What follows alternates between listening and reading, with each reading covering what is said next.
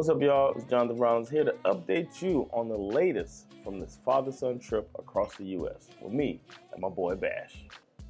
Good old South Dakota. I've never been to this part of the country before. This is the part of the country, if you've seen any cell phone commercials, I'm in the part now where there's no connection. This was the toughest drive so far. I felt like I hit a wall. Like as I was driving, it was just like, like a deep fatigue. A bunch of negative thoughts ran through my head, like, why am I doing this? Like, is he even gonna appreciate this? Maybe I should have done this later. Is it even fun for him? Wyoming felt like it was never gonna end. It was a bunch of winding roads and then the small towns that made the speed limit go down. There was beautiful scenery as always, but in the mood I was in, I was just like, this is just, ugh. I'd say the lowest point was when all the roads just became gravel. I was supposed to make a turn, and I couldn't see the road I was gonna turn onto. I couldn't even see where it led to because there was a bunch of fields on either side of the road. I turned down that road and it was just gravel.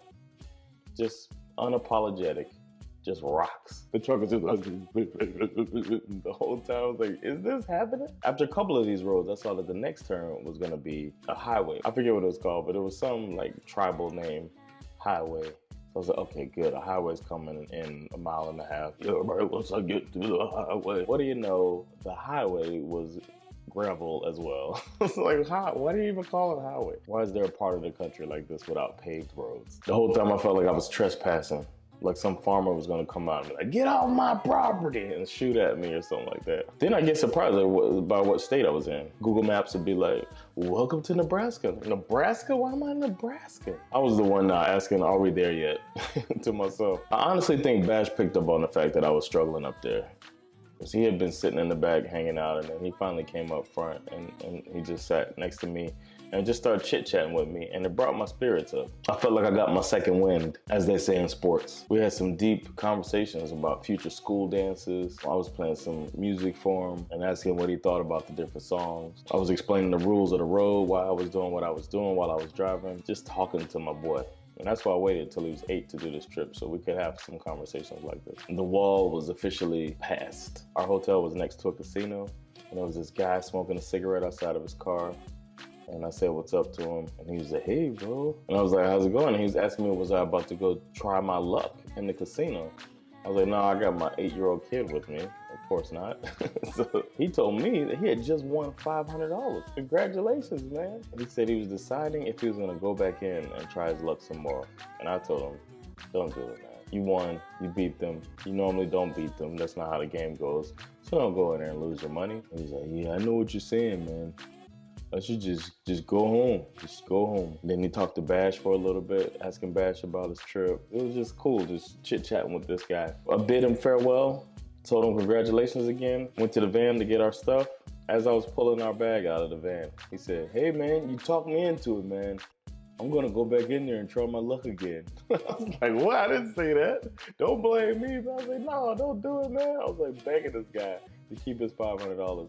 That oh yeah, by the way, he had turned his $25 into $500. It's like, dude, you won. I said, at least put some money to the side and don't take it all in there so you don't lose it all. He's like, oh, I know, man, I know. So I wished him good luck too. I was like, well, good luck, man. Good luck. We woke up, came out and saw a game room, played a couple games. I had to go to the casino to get some change. On my way to the casino, we saw some kids and they wanted to talk to Bash. And I was like, this is perfect because I can't bring Bash in the casino.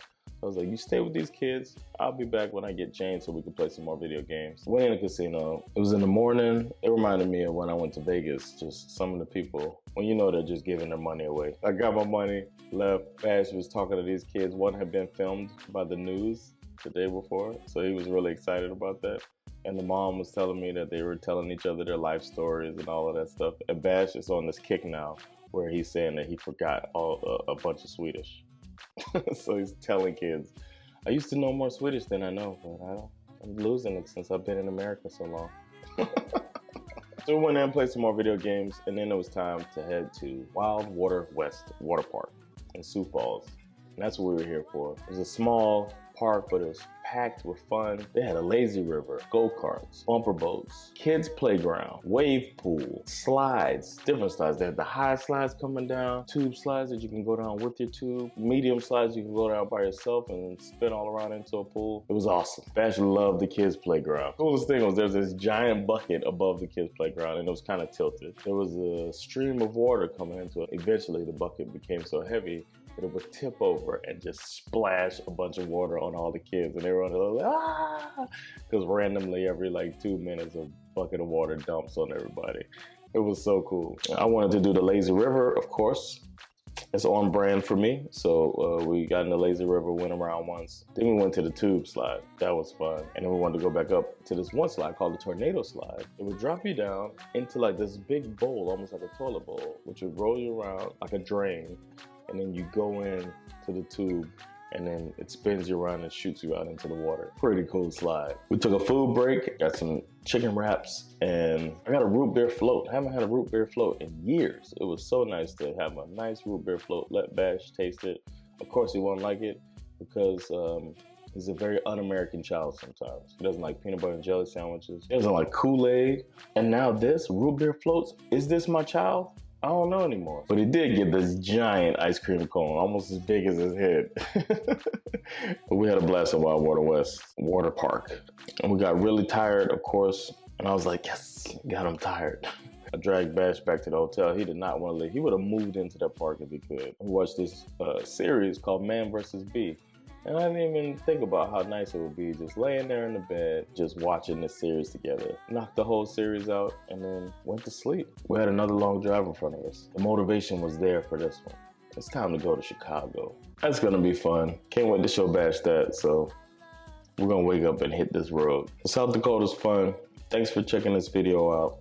Stay tuned for more Bash and Danny's road trip across the USA. Take care of yourselves, and I'll see you on the Chicago leg of this trip.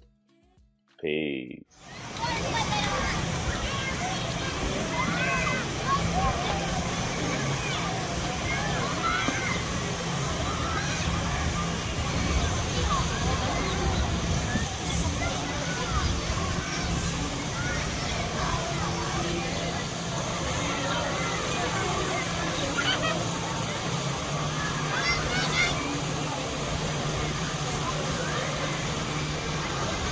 Good job, buddy. That was the easiest one.